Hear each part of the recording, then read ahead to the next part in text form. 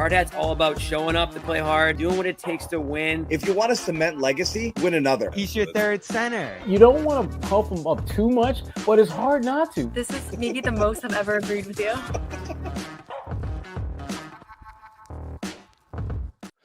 What's going on, guys? Garden Report style. John Zannis, Sherrod Blakely, Bobby Manning out sick, believe it or not. He is legitimately. He was on the road trip, had to come home. Poor Bobby was banged the F up. Noah is out in Dallas. She'll be reporting in a little bit. Jimmy Toscano being a rock star somewhere. We're shorthanded, Sherrod. What can we do? We're going to win. Possibly do. Just the Make two it of us. all about Boomer Rage. We got the two of us can't carry a show by ourselves, can we? No, we can't. We need reinforcements. Let's go. What do we do, people? What do we do? Let's go. What do we get? Bang! Bang! Boomer Rage is in the building. What do we Here need we go, here? baby. Here we go. We're back. No. Here you go. Nick Gelso. My is light here. needs to be turned up. I need to turn my light up. I'll be right back. Oh, no. Wait. I know how to do this. We'll just move you out of here. Yeah. We're going to the bullpen. Went to the bullpen with Nick Gelso. He's back. Nick, I can get you off the screen, back on the screen. Anyway. I forgot. I was on bad behavior last show. I don't think so. Yeah, I yelled a little. I got a little mad. I think I deserved it. And I think the people who I got mad at deserved it. However, I will start this game off by saying two things, and I think it's very clear what the headline is. The guards were obviously great, and I think that changed everything. But on the whole, and I think it's in no small measure due to Derek White and Drew Holiday looking like the old versions of themselves, which is missed. This is the most Celtics-like the Celtics have looked in a long time. It wasn't perfect. There are still some pockets and some moments, but it was by far the most Celtics-like. I think that was the scariest thing for me, that through this whole time of wondering whether they were going to look okay, pull it together, blah, blah, blah, and this and that. Almost at no point did they look like themselves. It was a ghost. It was a whisper of what they once were, assuming that at some point or another they were going to recapture it, and they never quite. They have it in the bag because you've seen them do it, but there was no evidence, and we hadn't seen much of it. And this was the most I thought Celtics like they looked, from the second quarter on, in terms of moving the ball, the off-ball movement, the way that they were catching on the run. People weren't standing around. The offense was moving, and it looked normal. And yeah, the shots fell, but not at a ridiculous rate. I mean, they fired up a ton of them, but they shot 38%. That's about what you expect for this team. So. And they were earned. They were more drive and kick shots, more shots where they got the defense in rotation. So again, pleased to see that they looked like the Celtics again. Yeah, I thought the most telling stat that ABC brought up, which I think this speaks to what you're talking about, John. This was the first game all season long where every starter had 15 or more points. That kind of balance we just haven't seen, but we know they have that in them. And so to me, that was very telling. You're right. They did jack up a lot of shots, but I thought that there seemed to be more purpose with their shot selection in this game. Like, for example, when Dallas was trying to basically take away some of those threes and really, make it very difficult, they found guys at the elbow. Imagine all that damn real estate in the middle of the damn court, swing the ball to a Jaylen Brown on the elbow, knocks the shot down. Swing Little the ball midi. Yeah. Swing it to Tatum. Tatum gives him a head fake, spins for a layup. It was as if they finally embraced the fact that we can utilize the threat of the three-point shot to get some easy baskets. And if those easy baskets aren't there, then we'll just shoot the threes like we do. This was as close as we've seen, to your point, John, of them utilizing that muscle memory of winning a championship in a way that you're supposed to. You're supposed to be able to read and react to what the defense is doing and make them pay. Movement without the ball. Finally, a little movement without the ball. Shucking and jiving. The extra pass being made tonight. Haven't seen that in quite a long time. And defense, folks, defense. I mean, I think that's probably also one of the bigger telling components of this game. I mean, the defense was back and out rebounding Dallas. Just good, better ball move or better body language altogether, Sherrod. And you hate to say it because you don't want to be Debbie Downer, but the threes were falling today. I mean, and I don't want to be the guy who says what happens when the threes don't fall again, but that has to be the constant thing in the back of Celtics fans' heads. It has to be, because we know the Celtics can dominate when they're hitting the 3-point shot. And all aspects of their game get better when they're hitting the 3-point shot. So they do. But the one thing I'll say about this game, though, that really jumped out to me was that they were doing the kind of things that if the 3-point shot wasn't falling, if they continued to do the things they were doing, they were still going to win this game. They were attacking, and they were using the threat of the 3-point shot and their ability to make it to keep Dallas kind of guessing the entire game. Whenever they had dribble drive action, Dallas wasn't sure, is Tatum going to try to go to the basket or is he going to kick it out? And if he kicks it out, can we rotate quick enough to contest that shot? And the Celtics just really kept Dallas the entire game off balance. And even though Dallas made a little bit of a run there in the second half and in the third, fourth quarter, you never got the feeling that this game was out of Boston's control. You just Dallas just they were making it mildly interesting. Right. It wasn't even, and again, I think that's everyone's like they beat Golden State by 40. I know, but that one felt like an anomaly. What I loved about this game was they didn't actually shoot that well. As Nick's saying, the threes fell fine. They shot a lot of them. The volume, the amount that they shot is great. They fell at a 38% click. It's not outrageous. That's what you expect, the norm. They shot 42% overall from the field. Not great.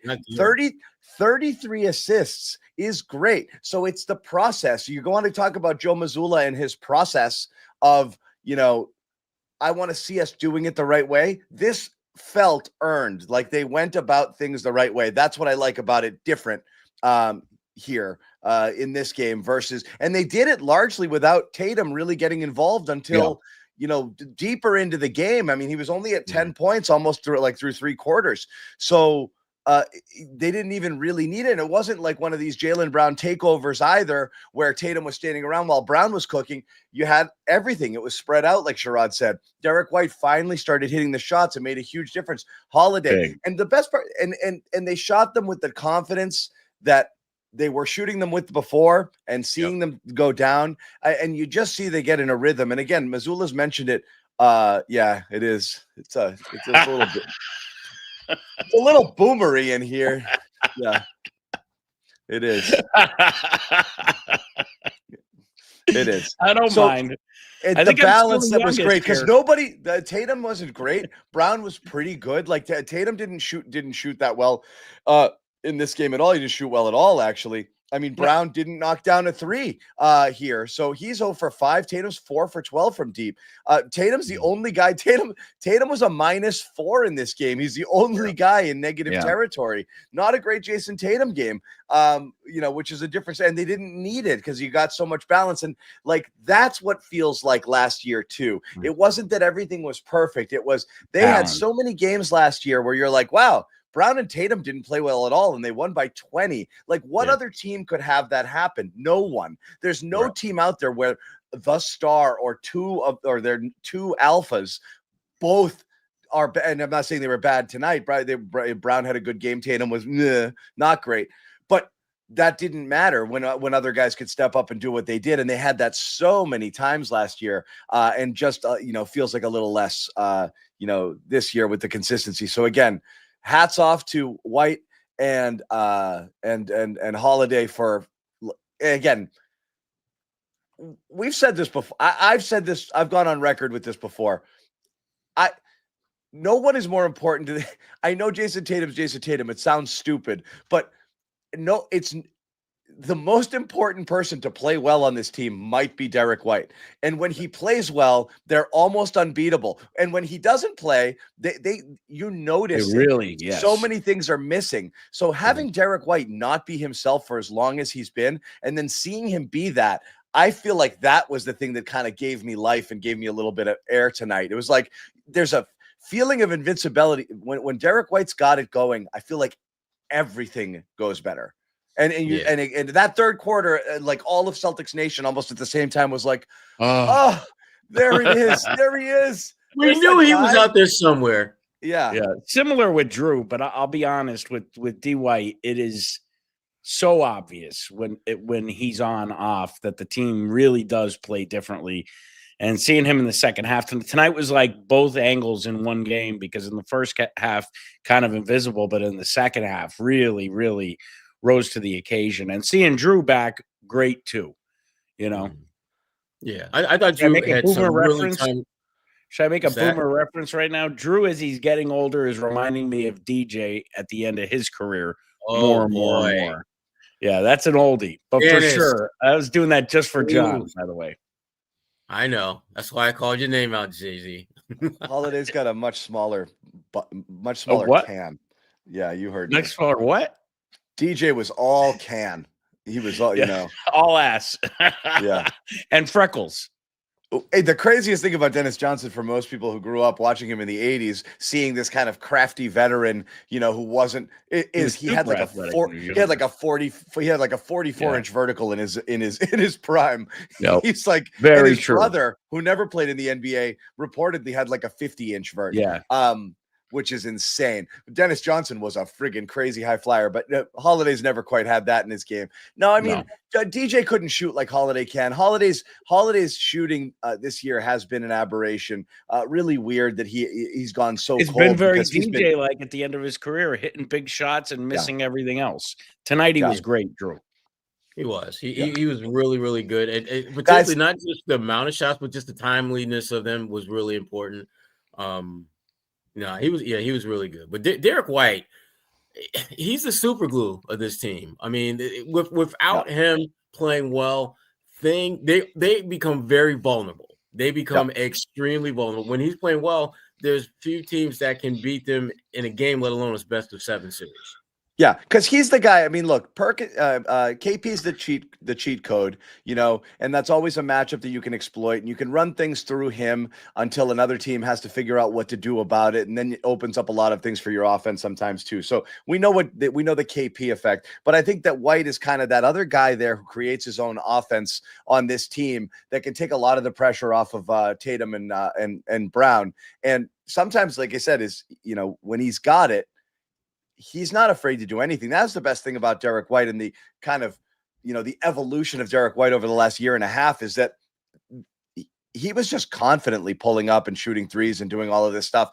Just watching it not fall and watching how frustrated he was getting, it affected him throughout. You'd see him make un-Derek White-like mistakes on offense, defense. Hang his head. The whole thing is stuff you were not used to. That's what was so weird. I was like, Derek, I thought you were past that, but he'd been playing well for so long. He just hadn't endured anything like this. It's been a stretch. It's probably, I mean, I don't want to go box score by box score. It feels like it's his best overall game in a month. Yeah. And then I believe this too. I believe this. I believe, some of the integration here is an issue with working KP back. It's not. Yeah. It's not an accident that the starting lineup tanked once he came back in there. Not blaming him, but they started kind of getting away from themselves, trying to utilize him and figure things out. And all of a sudden their spacing got all screwed up and they just weren't the same team. Everything got out of whack. So for the people like who are in the everything will be fine school of thought, I think that that's an easy thing that you can look at is the reintegration of KP and trying to figure out how they played again when they hadn't done it for a long time might have messed them up a little bit. It's not uncommon too when you reintegrate a star player. It's not uncommon. Right. Yeah. I think another factor that may have come into play with D White this year is just the role and expectation of him. Like before, Andrew, this is so boring, dude. This is so boring. You can't spend an hour doing this. It's so boring. It is. It really is. I get it. You think I don't like Jalen. It's so boring. Anyway, go on, Sherrod. I'm just trying to. I'll let you keep doing it. It's just really boring. Anyway, go ahead. I was just marinating on that comment about JB. Damn. Wow. Oh, he was doing it for 15 minutes before I jumped in here, too. Jaylen Brown. He's going to do the Jaylen Brown thing. He's going to blame Jaylen. Very original, Andrew. Come up with a new material. Jaylen still turns the ball over in traffic, and he did it again tonight. So I'm not going to bash on him. He had a great game, but he still can't dribble the ball. No, but the thing with Derek White, though, is that, he's no longer, the best kept secret. For the Celtics. Everyone knows what he can do. Everyone is game planning much differently now than they've done in the past. And I think for Derek, that takes a little bit of getting used to. The Celtics, they love the fact that Derek has the ability to just kind of fill in here. Whatever gaps exist, Derek White has the ability to fill that in. But now all of a sudden, they don't necessarily look for him to be that gap filler. They look for him to be a guy that has a prominent, established role in what they're doing at both ends of the floor. And teams are treating him a little bit differently. What I will say with this, go ahead, John. Sorry, no, I was going to say. I think this one is a decent one. Also, Yep. Urgence here took the ball out of people's hands. Also, it was also something that was weird with this team. To Nick's point, and I don't mean to get to try to contradict. Jaylen Brown did have back-to-back 0 turnover games after turning it over 5. 3 games ago in that game where he and Tatum were both throwing it all over the place. So again, good ball.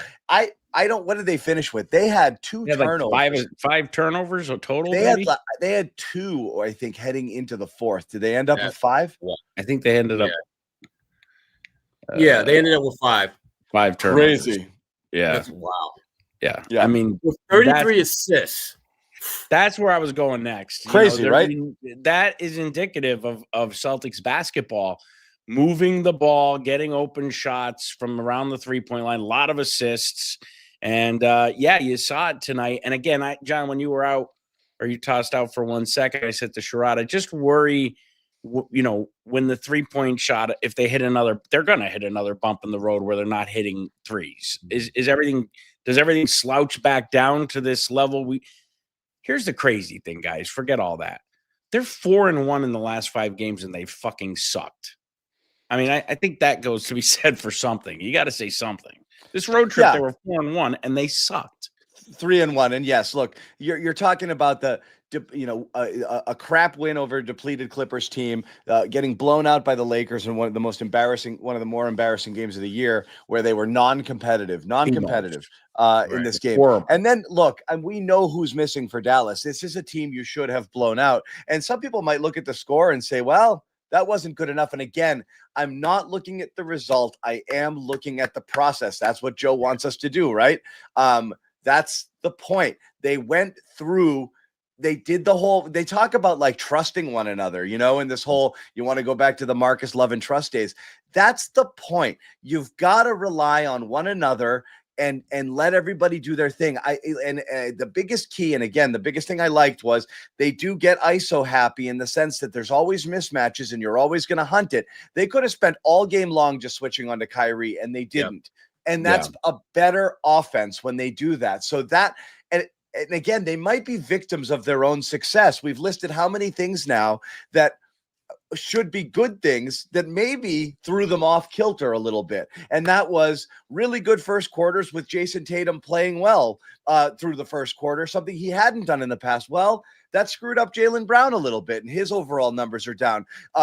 Peyton Pritchard scoring a crap ton of points off the bench. Well, that might have messed up other people because all of a sudden he was looking for his own offense instead of coming in here and being a catch and shoot guy. And that might have disrupted things for some people. We talked about the reintegration of KP. All of these things are good things, but they were like, things were off. It was disjointed in a weird way. So again, the best version of these guys is this version where they're moving the ball around. People aren't just standing around waiting for somebody to cook or get the kick out 3.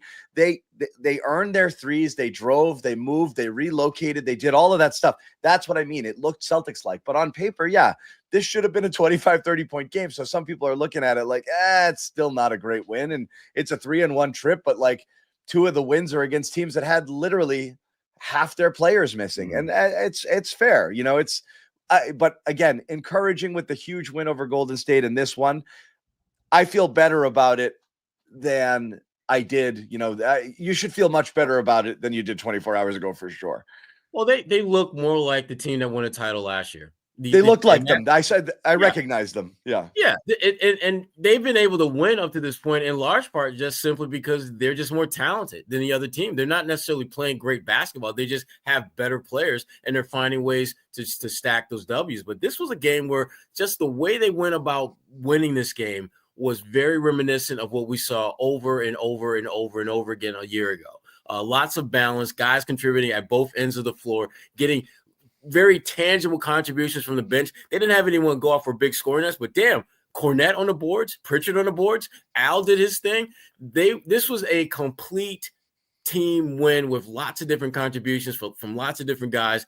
And if you're the Celtics, this is the blueprint to win a championship. This is how you do it. You put on the floor a group that no one can really lock in and say, if we just limit one or two guys, we've got a really great shot of winning this game. Not when you got 7 other guys who are playing at a really high level and playing together. Mm-hmm. No doubt. We're going to keep talking about this. I think it looks like we've got an interesting Derek White stat we might put up on the board from our producer, Jackson Tolliver, manning things back at home. And we are still waiting for Noah. We'll get some sound to play for you coming out of Dallas in a little bit too. As we said, Noah's down there, holding down the fort for us. So we will get that as well. But before we do, we're going to hear from our buddies over at Prize Picks. The Garden Report is brought to you by Prize Picks, the best place to get real money sports action with over 10 million members and billions of dollars in awarded winning. Prize Picks has made daily fantasy sports accessible to all. Pick more or less on at least 2 players for a shot to win up to 1,000 times your cash. And you know what's coming. That's right. The big game is almost here, and it's now or never. Don't miss out on the last football game of the season with Prize Picks. Prize Picks is also going to be giving away a free pick for the big game, where one of the starting quarterbacks will only need to throw for 1 yard to win. If you're correct on at least one more stat projection, you can win real cash. For the NFC Championship coming up right now, Jaden Daniels only needs 1 passing yard for you to win 1 square. That's 1 passing yard for Jaden Daniels. I think he's going to get it. Prize Picks also offers weekly promotions that can lead to big payouts like Taco Tuesday. Each Tuesday, Prize Picks discounts select player projections up to 25% to provide even more value for your lineups. Picks is the best way to win real money this football season. Which players are going off, which ones aren't. Make your picks in less than 60 seconds and turn your sports opinions into real money all season long on Prize Picks. So go ahead, download the app today. Use the code CLNS to get $50 instantly after you play your first $5 lineup. Once again, download the Prize Picks app, code CLNS, get $50 instantly after you play your first $5 lineup. Prize Picks, run your game. And we're checking it out here, and boy, there's a lot of things you can get in on, and it's a super fun weekend here. As we mentioned, you're looking at that Jaden Daniels square, 0.5 passing yards, get all over that. Jalen Hurts, 31.5 rush yards, looks pretty tasty as well. Saquon Barkley, all he does is score touchdowns. So again, a lot of good stuff you can get in on. Of course, there's Josh Allen, Travis Kelce, and the Chiefs Bills game, which is one of the biggest, probably the marquee game of the entire season. I mean, not probably, definitely. People are super looking forward to that. So if you haven't signed out, you see the offer here on the screen. Promo code CLNS for new users. Download the app. Bang, play 5, get 50 instantly in your account. All right, let's get back to it. I'm throwing up some stuff here. And one of the things we were talking about was Derek White playing ridiculously well. And it was interesting, right?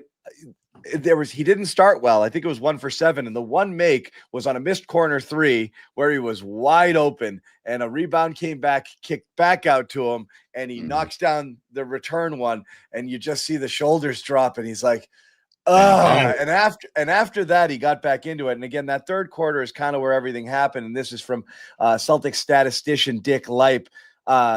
Richard White, who had 16 points in the third, had only 2 quarters of his career with more points. He had 18 in the second against Charlotte in February 2023, and in the third against Washington in 2021 when he was with the Spurs. So again, one of his best quarters, and again, much needed here. And I really feel like that's the time. That was when everything kind of turned here. Celtics definitely had a terrific second quarter, but that third quarter is when everyone kind of like exhaled, like a little bit here with like, And it really, again, I can't harp on it enough how much of that had to do with Derek. Mhm. Yeah, it just felt that was when everything kind of settled down to the point where, okay, we're back to being who we are. This is what we do. This is how we win. And I don't think they've had a lot of games where they came away feeling that way. And so to me, the interesting thing now is how can they build off of this? I mean, obviously, they're not going to play identical to this because their opponent is going to be different coming up next. But can they deliver similar attributes in their next game that we saw in this one? I'm curious to see how they respond. I am also. Nick, what else do your boomer eyes see? Nah, man. I mean, I'm just really relieved. I think for all the same reasons you guys are talking about. I have a question for you though, and you guys are obviously the brains on this panel. I'm just here to kind of make everybody lighten up and giggle a little. But how much of what we've seen the last 5 games or more, 7 games, 8 games, has been the fact that everybody we're seeing now, for the most part, is the second time. And therefore, scouting reports are out, so team. And tonight, Dallas, I think this is the first time they played them since the finals. Yeah. And they didn't do a great job of defending the 3-point line. Obviously, the Celtics countered with great ball movement and they were moving around more as well. But how much of it is that scouting report? Because you mentioned KP and bringing him back, but then also, D White, and then Pritchard hasn't been as great recently as well. How much of that is going around with the scouting report coming out, do you guys think? Or is it just all on the Celtics? So are you asking whether the Celtics are figuring people out or people are figuring them out? This is the second time around that teams are playing them. Therefore, they've had a look. They have a lot of film. It's more than halfway through the season. So teams are game planning differently. I think that's a factor. There's no doubt that that's a factor, but I don't know if it's a huge factor. And I say that because, for a lot of teams, their first go around when they saw the Celtics, they didn't have Porzingis. And so this is their first time seeing KP in the mix. And he's an absolute, game changer for the Celtics. There's so many more things they can do when he's on the floor. So I do think that, it's kind of like when rookies have this amazing start and then they hit this lull and they think that it's the rookie wall. It's not that they hit the rookie wall. It's just that there's a scouting report on it. There's video on it. Yeah. Teams can game plan differently because they've seen what they can do at this level. And so I think that's some of what's happening with Peyton Pritchard. Teams have, they had an idea of what he could do at the start of the season, and then they realize he's doing way more than that. And so now there's a little bit of an adjustment period. And Peyton, they're really good players. They figure out what they have to do in order to continue to be successful. The great ones, it just happens organically. Peyton's a good player. He's going to figure that out. And he still reminds us from time to time, these last 2-3 weeks, that he still can be that guy. But I think the Celtics, more than anything else, they're figuring out themselves. They're figuring out the combinations and the rotations and just the groups that work best for them night in, night out. And the Porzingis stuff is disappointing because I think he's played really well. He has, yeah. Especially the last couple of weeks when he's really kind of found his rhythm. Yeah. But it's everybody else that's kind of trying to adjust to him, I think, where you're seeing struggles. And that's common. I mean, we've seen that a lot over the years when you're integrating a big component of the team, reintegrating them after injury. Yeah, which is that's why I'm not worried about, his role and his impact on winning, because when the games truly matter, which is the playoffs, I think they will have figured it out. Yeah. And I think tonight was like really one of the more tangible signs we've seen that they're kind of figuring out how to play at a relatively high level with him in the mix. Yeah, and Al has to reacclimate to the bench too, and that's not always been an easy transition for him too. So it's all the way around. Reacclimating is a big factor. Go ahead, John. No, you're right. There's a lot of, like I said, is if you want to, I'm not going to call it the excuse train, but if you want to find reasons, there's quite a few there, and that's why I think a lot of it would help. Like as the season goes on, I think you can see things start to look more Celtics-y, and it wouldn't be that surprising simply because of all of these things, which I think are factors. And it is weird because something's off without being able to put your finger on it. And I don't believe like there's a mutiny in the locker room and everybody hates each other right now. We did talk about last game how roles change as well. So that sometimes is and we just addressed it here where Pritchard all of a sudden is trying to get hit. Everyone's trying to get theirs a little bit. You don't know how that goes with it. What's funny, Nick, is as you mentioned, us being the brains of it. Normally, I'm the comic relief. Everyone else is the brains. But when you come in, I have to slot. It's like when Luke starts. I have to jump. I have to jump into smart guy territory to kind of offset the buffoonery that's going to ensue. I sometimes I can pull it off, sometimes not. I don't know. Out of video recently I think someone posted, this is the least basketball intelligent guy on this network. And I thought, first I was kind of hurt by it. And then I thought, I'm doing something right. I'm supposed to be the least. Like all you guys are supposed to know what you're talking about. I just come on for some entertainment value, which by the way, I'm going to dip now. So I'll see you guys later. That's it. That's the cameo. I'll see you guys later. Left. I didn't even let you do I was waiting. I was going to tee you up for something. I was going to let you boom. All right, I'll wait. I'll wait then. If I'm getting teed up, I'll wait. I've got something for you. I was slow playing. All right. I'll wait. I'll wait. But I do think there's something about the Celtics. I wouldn't say figured out, but again, they've been doing a lot of the same stuff and they're leaning on things that worked. And I think teams were messing with them. I think that they were picking them up a little bit higher, pressuring them more, getting in on them, not letting them. The catches were higher. They weren't getting into their actions the same way they wanted to. And I think some of it was just settling or kind of the invincibility factor. What I do know is what's almost a guaranteed win for the Celtics. It's not when Derek White plays well. It's not when they have the whole starting lineup. It's when they face Kyrie Irving, who is now 1-15 in his last 16 games against the Celtics, or 1-15 since he stepped on that damn logo. I'm going to tell you right now, the Lucky's revenge. The mystique is still alive. Kyrie stepped on Lucky, and what's happened? He's 1 for 15. And, in today's NBA, you have to look for every reason to feel good about Celtics mystique and pride because they don't celebrate it anymore, the young heads. So I'm going to tell you right now, Kyrie Irving put his foot on that fucking logo, and since then, 1-15 and 0-1 in the finals. So, yeah, I'm not even mad at him anymore, dude. I'm not even mad at him because the dude can't buy a win, and he's been relegated. That's it. I'm not even mad at him. I got canceled for Kyrie on my own network in 2020. I'm not doing it again.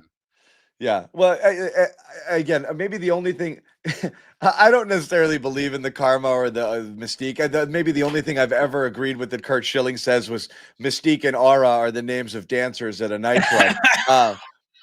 So like, I don't famously said that about the Sox facing the Yankees in 2004, which was great because they broke a curse then too. And I don't buy any of that stuff, but I do buy that Kyrie, and he wasn't horrible tonight, but I do buy that he gets the yips a little bit against Boston. It's in his head, baby. We own real estate. We own real estate in that head, especially when he comes here. Yeah, just living rent free up there. We saw it in the finals. We've seen it in damn near every regular season game since then. And really, when you look at this particular game, there's a different kind of defensive energy when they're matching up against Kyrie. And what part of it is because they know he's really good, but also part of it is because they know how things ended. And the kids grew up. Will never own up to the fact that, that was very problematic with things with Kyrie. But they've moved on and they've won a championship, and you better believe there's a part of them that knows that championship was even sweeter. Sherrod, they've surpassed him. They have surpassed Kyrie in regards to who is the preeminent team, who's going to be going further, who's more relevant. They have surpassed him. And you know what? All of my animosity towards Kyrie is gone. I have made peace with the situation in the finals when he couldn't even talk himself out of a circle with all in his head. Everybody was in his head. So I have made peace with Kyrie. Irving. I told you, I thought the booing Kyrie was the most tired, boring nonsense. It's not fun anymore. I've been over it for so long. It's over. I mean, Kyrie was cast out, we won. I will say this. I did not think this was going to work with him in Dallas. I didn't either, and it has. He gets them to the finals, and he's been a good soldier. The way really Kyrie has. was trending, I thought Kyrie was heading into Antonio Brown territory, where he's just going to take off his jersey and run off the court or something. It's true. It turned it around, man. But the whole Kyrie leprechaun and the hatred, yeah, you had every right to boo him, and you were mad at him when he left, but it ended up making your organization overall better.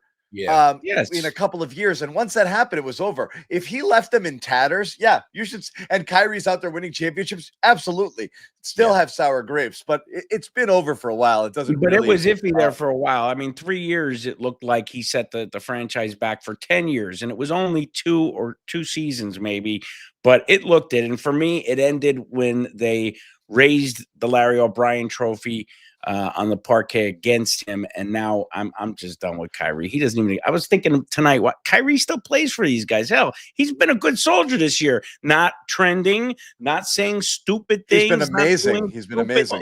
Well, you know what though? Part of it is first of all, Kyrie's no idiot. He's smart enough to know that this is where he makes his money. He's a basketball player. And I don't think it was a coincidence that there were some questions about the types of contracts, what his next contract will look like when he was just trending in that Antonio Brown zone.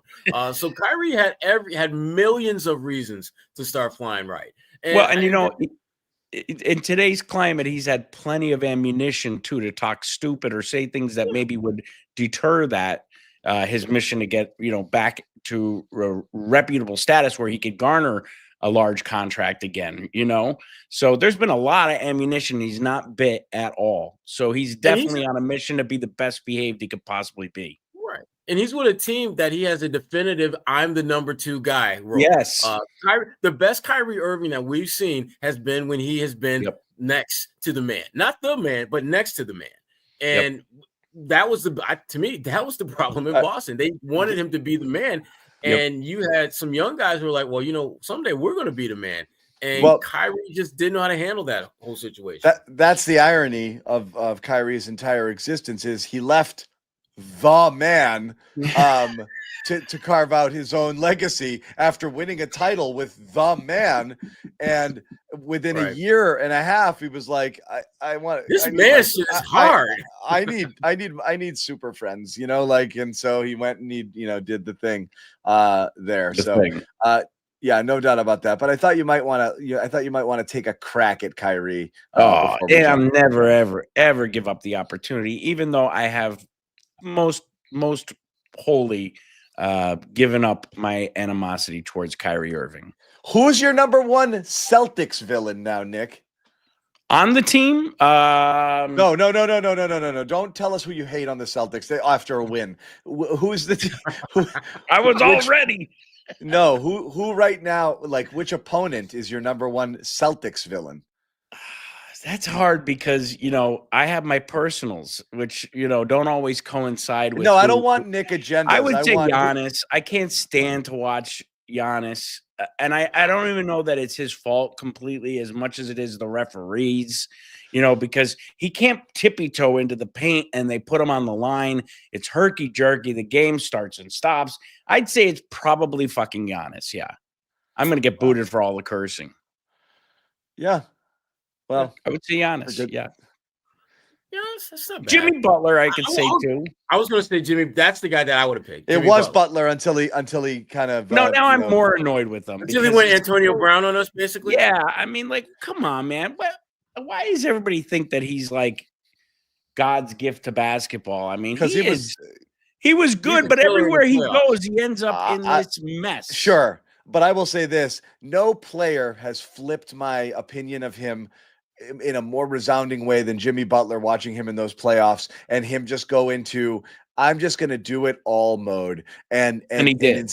And he did. And absolutely ton of respect for Jimmy Butler, but he's old and he thinks he's not anymore. And he wants to get paid like a young guy. And that's where we are right now. And yeah, there's some guys out there. It's a matter of when, not if. They have an expiration date on him, and Jimmy Butler has expired in Miami. But I guarantee if he goes somewhere, he's going to be Jimmy Butler again, or at least a At least- 90% at version least- of him, and yeah. he's going to do things for that team. To piss off especially Pat no question Riley. about All it. Pat Riley, John, had to do was this.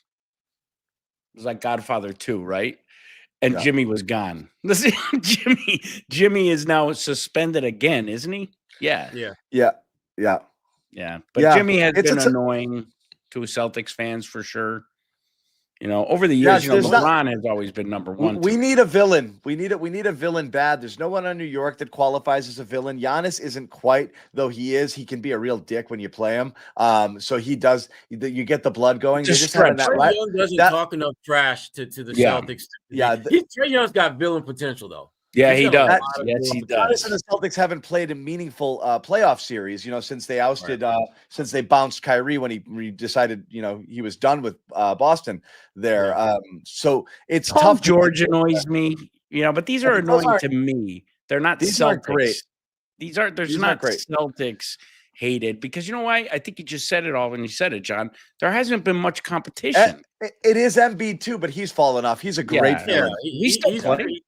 Yeah, I mean he's trending towards irrelevancy. Like, But he's on the fast two track. biggest villains are irrelevant this year. So yeah. Anyway, that was Nick Gelso time. Everybody I got Say- say- lobster tail and cannoli from Modern Market sitting on my countertop, so I'm out, baby. I freaking love lobster tails. My favorite Italian pastry shop pastry. All right, as we said, we're gonna keep going. We're hoping to get Noah on here if things get moving a little bit with the post game stuff in Dallas, and we're hoping to get a little bit of sound coming out of Dallas as well on the Celtics. 122-107 win against a depleted Mavericks team. Still more to talk about here. Before we get to it, want to tell you about another one of our sponsors. The Celtics come home, so you might be interested in this. Let's hear from Game Time. This episode is also powered by Game Time, the best place to get tickets to the games, events, and concerts you want to see. Take the guesswork out of buying tickets with Game Time. Game Time is filled with terrific features like all-in pricing, so you know exactly how much you're paying. No surprise fees at checkout. You also get panoramic views from your seats in the app, so you know exactly what you'll be looking at before you buy. Plus a lowest price guarantee, or Game Time will credit you 110% of the difference. Download the Game Time app, create an account, and use code CLNS for $20 off your first purchase. Terms do apply. Once again, download that Game Time app, create an account, use code CLNS for $20 off your first purchase. Terms do apply. What time is it? It's game time. And let's check it out. As we said, they are home, taking on the Houston Rockets. You want to get in there and check that out. That was a good win against Houston. A good game, and a great game against Houston last time when they were out there on their previous little Western swing. And again, couple tough little road trips out here against some decent competition. Even though there were some depleted rosters that they were playing this time around. But again, some pretty good seats here. If you see, you can get in the cheapest ticket for 53. You can get Loge in a pretty good seat for 200. Again, the all-in pricing here is great. Panoramic view from your seat. If you can see it here, you can really, really, really see exactly what it's going to look like. Bang. That's what I'm going to be like over there. If I want to check this out, bang. It's going to look like that. I like it. So again, check it out. That's a pretty damn good seat. You want to get in on the action, go check out Game Time. Sign up, download the app, create an account, use code CLNS, $20 off your first purchase. Terms do apply. Let's bring it back here. And again, with Sherrod Blakely, we did have Nick Gelso hanging around, and the Celtics complete a 3-1 road trip. How do we feel about it overall? How do you feel about this performance on the road trip?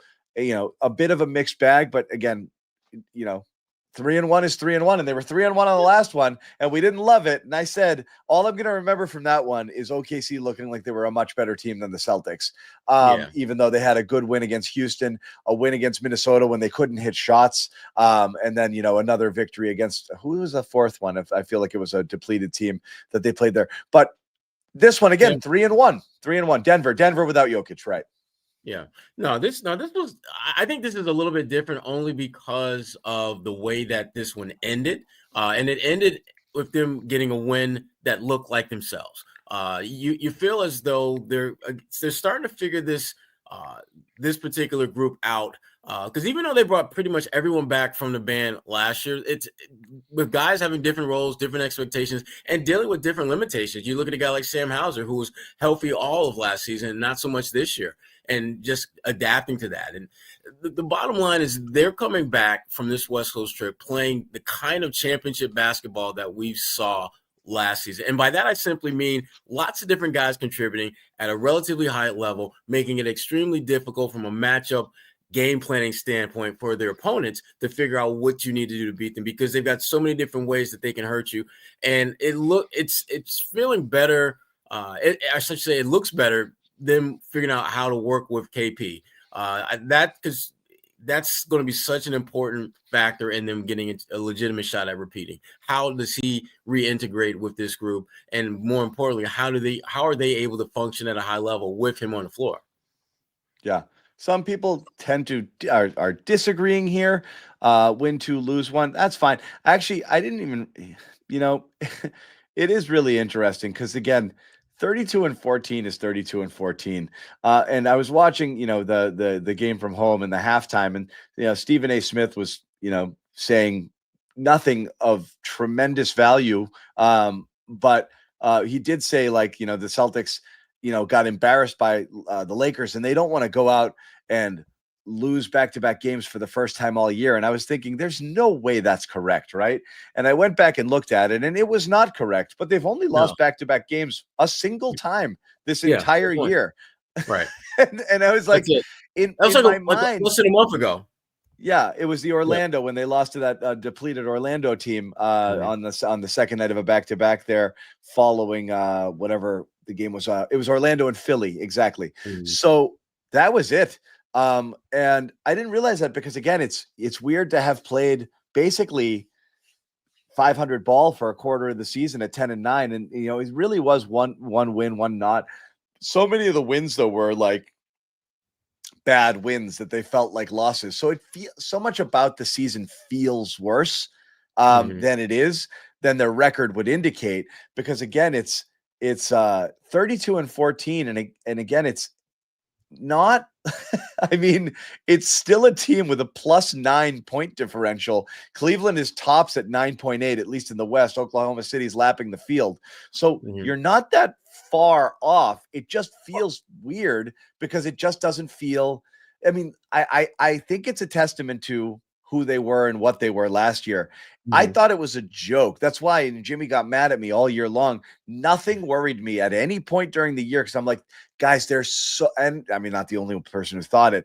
They were so much better than everybody last year. It didn't matter, like we were saying 40 games in. I was like, the first meaningful game they're going to play is the conference, is the final game, one of the finals. Like they were going. There was no question about it. It's not that bad. So how do we feel? I said it earlier. Yeah, the Golden State thing is great. Even though that really snowballed into something crazy to get to that 40-point total. And I do really feel good about this, feeling like it was the most Celtics-like game we've seen in a long time. So I feel better about this 3-1 trip than the last one, even though they had probably tougher wins against tougher opponents in that last 3-1 trip. That's where I'm coming from. Yeah, and I because I like what they end. I like the upswing here. Yeah. Yeah, the one thing I think people aren't really paying attention to is that as amazingly awesome as they were a year ago, they're 3 games behind that pace now.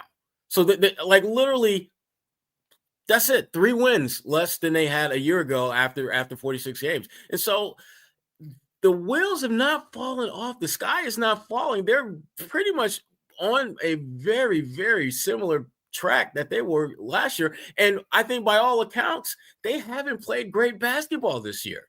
They've been okay. They've been pretty good most nights, but they're just figuring out ways to win games. And to your point, John, this game was the first one in a really long time, and one of the few games they've had this year where they looked like themselves. And again, I'm not focusing on the difference in the score and the shot making and all that. It's just the way they played, the ball movement, the low turnovers, different guys contributing. All 5 starters had 15 or more points. First time that's happened all year. You start going down just some of the things that they did in this win over Dallas, even against a depleted Dallas team.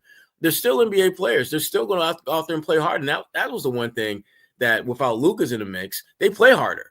because they don't have a choice. And we've seen teams that play hard, they typically give Boston a run for their money. So this was a good win because I think it really puts into motion a blueprint of sorts on how they're going to have to play going forward if they're going to get to the destination of their choice, which is obviously getting back to the NBA Finals and winning it again.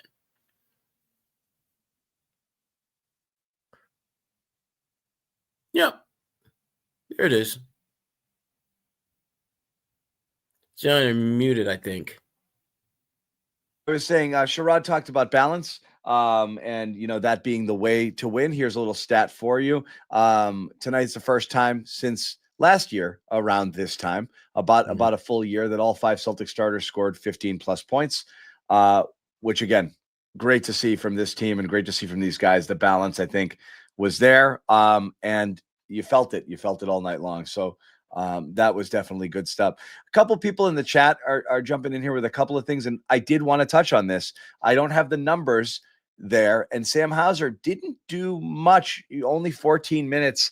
He only played 4 in the first half. He was prime cheerleader on the bench, really into the game, but didn't get a lot of run in this. But sneaky Sam Hauser is all of a sudden hitting threes again, and like at a pretty damn good clip now. And again, I don't have the entire numbers on it, but just for the month of January, he's back to 40%. So he's up over 40 for January from 3, which is great. And we were worried about him, and we shouldn't be. And I think he was around there for December also. It hasn't been bad. 2 of 3 in this game, 2 of 4, had that 5 of 7 game, recently against LA and Golden State here. So again, on this trip, really good from Hauser. And let me do the math real quick here. We're looking at 4, 8, 12 from 20 on this road trip from Hauser, from 3. So you got to definitely feel good about that, because this is you look at last year's concerns entering the year, bench, right? And then Hauser played really well, and you got some decent contributions from Pritchard, and you felt good. Then this year, all of a sudden, Pritchard's 6th man of the year. Just haven't seen much from Hauser. If Hauser gets anywhere near back to where he was last year, that's a huge thing. It is. It is. Yeah. It is. It's a huge thing, and he's trending in the right direction. I mean, if you start looking at his 3-point shooting, month by month, October he was less than 30%. November he was about 35%, I believe, and in December he was over 40%, and he's over 40% now. So he's clearly, looking more and more like the Sam Hauser we knew from last season. And a lot of that, I think is kind of quite obvious. Is his health. He hasn't been nearly as healthy this year as he was a year ago. And it looks like he's starting to be a little bit more consistent in terms of not just his availability, but his availability at a high level to do the things that he's literally paid to do, which is knock down shots. So my only concern with Sam is his health, because if he's healthy enough to go out there and play his game, that is going to be a major boon for the Celtics. Yeah, and it wouldn't be fair. And again, Bobby Manning, might be in an ER somewhere. I'm not entirely sure. I don't think so, because he was tweeting about this game. But he'd lose our minds if we didn't talk about Luke. The game. Luke mattered today. Luke was good. Luke was murdered today. Also, that was a 20 out of 10 dunk. That was an unbelievable facial by Grimes. Was it Grimes? Yeah. Oh my God. But Luke was good. And again, the plus 21, this was no joke. The Luke minutes were winning minutes. 9 rebounds, 5 friggin' assists from Luke. The 2 blocks he was contesting all night. He was really competitive. This was this was a good Luke game. Yeah, this was a highlight reel. And he hit almost a late in the clock step back from the elbow when he had no choice but to shoot it. So yeah. Yeah, and obviously, Luke, he didn't shoot the ball particularly well, but he did so many other little things for the Celtics to get this win. His playmaking, his rebounding, and really rebounding in traffic. I mean, it wasn't as if he was just grabbing long rebounds where no one is near him. He was actually going up, and holding his own in the tree, so to speak. This is what they need from Luke. The thing about Luke, he has to find ways to contribute other than just setting great screens, whether it's rebounding, passing the ball, getting a bucket every now and then, but do something that you can statistically put your cap on and say, this is what Luke brought to the table tonight. And I think we're starting to see him do more and more of that. And, for those who are wondering, like, well, why now? What's changed? I got one word for you. Kada. He's got a guy that's gunning for his minutes, who can do some things that he can't quite do, and vice versa. So if you're Luke, you have every reason and every incentive to step your game up. And I think he's done a really good job of that of late. I like this comment. They knocked the lemon squares right out of him. Luke Lemon Square. He was good. It was good. It was good. Look at the stat. Again, everyone's focusing on the wrong. Not everyone. People saying 2 points, whatever. The 9 rebounds. Luke doesn't rebound. When Luke 2 blocks. That's what's the knock on Luke? He's 7 feet, but doesn't play like 7 feet, except when he catches it around the rim and has a nice little deft touch there. Then he's 7 feet tall, but he's not playing big on the other end. 9 rebounds. I think 6 were defensive, 3 offensive rebounds. Again, really, really good game. And we didn't mention it, but another factor tonight's game is the 17 offensive rebounds or whatever they ended up with were insane. Some of those were a little fluky on the long threes. They were getting a few of those, but others they just John. They were just others they battled. Yeah, they battled and they got him. 17 offensive rebounds was really impressive. Tonight here, because I know again Dallas is missing Lively, but that was great. That was great. Nick is proud of himself that he's awake tonight. Nick, it's only 9. It was a 5:30 game. It's 9 o'clock, buddy. It's not that crazy. This was late for Nick. Yeah, he can't believe it. Nick hasn't seen 9:30 and I don't know how long. He's really doing it tonight. Proud of you, buddy. So yeah, we'll give our flowers to Luke as well. Celtics do return home again, and I know everyone is going to start on the trade deadline stuff. We're not going to get into that yet because I think it's kind of pointless. But heading into that All-Star break might be a nice little reset for them as well. Yeah. So. I think that would be all right. Yeah, Nick, we know you're up at 4:30. The texts come flying in early. They do. But again, Celtics have a little stretch here, and let's look at what's ahead. We're looking at Houston on Monday. It's a 4-game week again, I think. Chicago, when we saw them have a tough time with Chicago recently. Then they're off to New Orleans, Philly with a game coming up next in a week, about 9 days against Cleveland. That should be fun for those people out there. I'm not saying it's happening yet, but it's closing a little right now on the Cavs. They're still 6 back in the loss column, but Cleveland was losing tonight. It's closer, 89-80. They were down close to 20 points earlier against Houston. It'd be interesting if they can whittle that thing down. A lot of people have given up hope on that 1 seed. It'd be interesting if they can whittle that thing down to, 2 or 3 games heading into the All-Star break. I think that would be a different story altogether. But yeah, an interesting stretch of games. We'll be back with it. With all the Garden reports again starting on Monday. But again, as far as tonight goes, the Celtics do defeat the Dallas Mavericks 32-14.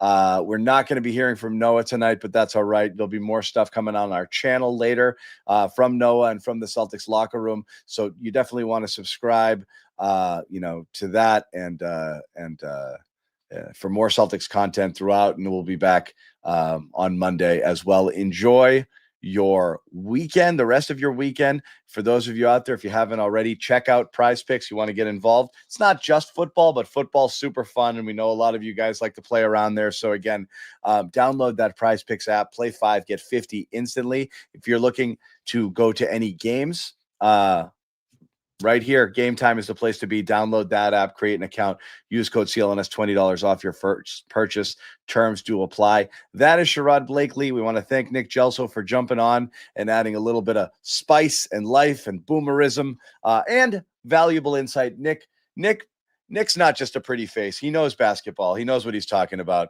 But he plays his role well.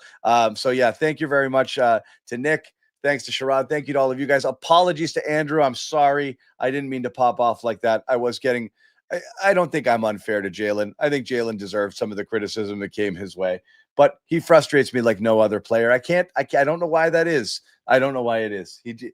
I find him, he gets me. We all have that one. We have that he gets me. It's, there's always something, but when he's great, he's great. And so, yeah, thank you guys again for hanging out and watching. We will see you on Monday. No one's sneaking a vegan brownie by me, I'll tell you that. Okay, you know what, John? We're going to do it. You have to feel that way too, Bobby. I have to feel that way. Let's fight out over and make Luke your first center. Bobby, we gave you Luke hour early. We're not going to end this on a damn conversation about Luke